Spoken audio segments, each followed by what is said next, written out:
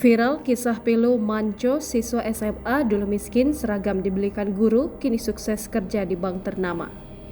Kisah Manco Resvana, siswa SMA miskin yang kini bekerja di bank ternama dunia, viral di media sosial. Manco sendiri dulunya adalah siswa yang berasal dari keluarga kurang berada.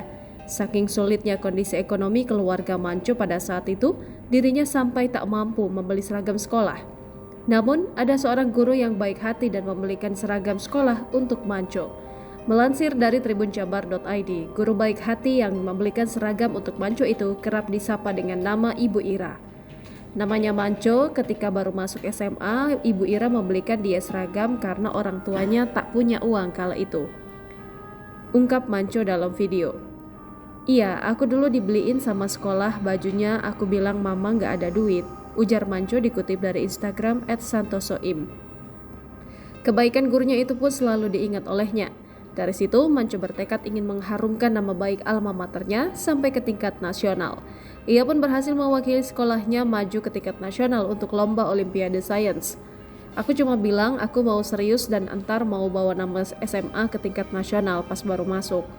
Alhamdulillah beneran dan sedih pas aku sampai lomba Olimpiade Sains tingkat nasional." Pencapaian Manco pun mendapatkan apresiasi dari para guru di sekolahnya. Tak hanya itu, Manco juga bermimpi ingin kuliah. Akan tetapi mimpinya itu sempat ia pendam karena sang ayah tidak mengizinkannya karena keadaan ekonomi yang terbatas. Diketahui ayah Manco hanya bekerja serabutan. Namun karena tekad bulat, ia pun berusaha keras dengan mengikuti lomba berhadiah uang demi biaya kuliahnya. Selama SMA, Manco banyak menang lomba sampai mewakili Sumbar, lomba OSN tingkat nasional. Dia tak pernah bilang ke ayahnya kalau ingin masuk teknik metalurgi dan diam-diam dia daftar, ujarnya. Selama proses pendaftaran, Manco sengaja tidak memberitahu ayahnya sebab setelah lulus, Manco diminta langsung bekerja.